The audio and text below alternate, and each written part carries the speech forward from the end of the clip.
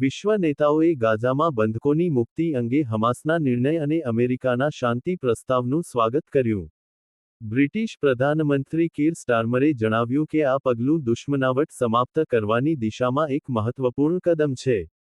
રશિયાના રાષ્ટ્રપતિ વ્લાદિમીર પુતિને કહ્યું કે, એશિયા ભવિષ્ય છે.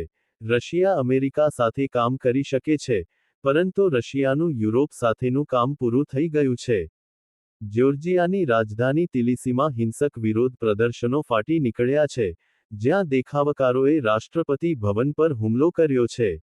મહાનગરપાલિકાની ચૂંટણીના દિવસે હજારો સરકાર વિરોધી દેખાવકારો એકઠા થયા હતા. વિરોધકર્તાઓએ રાષ્ટ્રપતિ ભવન તરફ કૂચ કરી અને ગેટ તોડીને અંદર પ્રવેશવાનો પ્રયાસ કર્યો હતો. દેખાવકારોને વિખેરવા માટે પોલીસે પાણીની તોપો, મરીનો સ્પ્રે અને અશ્રુવાયુનો ઉપયોગ કર્યો હતો. London police.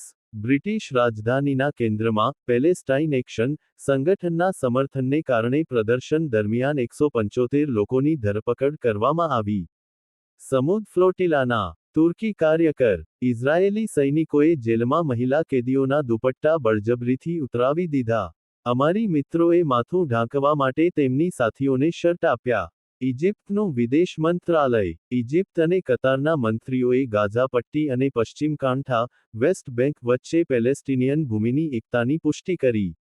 અમેરિકન રાષ્ટ્રપતિ ટ્રમ્પ. હું કેદીઓની મુક્તિ અને શાંતિ કરારની તક માટે ઇઝરાયેલ દ્વારા બોમ્બમારાને અસ્થાયી રૂપે રોકવાની પ્રશંસા કરું છું.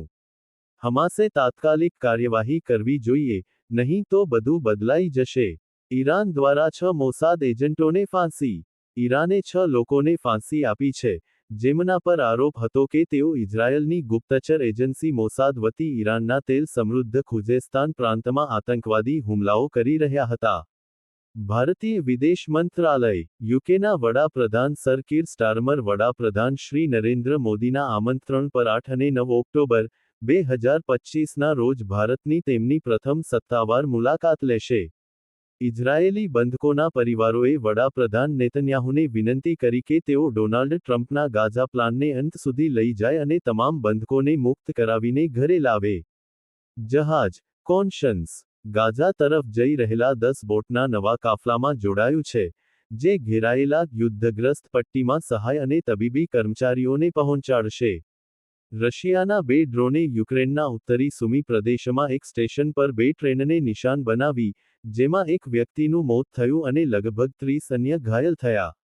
યુક્રેનના વિદેશ મંત્રીએ મોસ્કો પર જાણીજોઈને પેસેન્જર ટ્રેનોને હુમલો કરવાનો આરોપ લગાવ્યો છે. રિપોર્ટ. દરકાસ મોખા. અમદાવાદ દસ્તક ન્યૂઝ 24.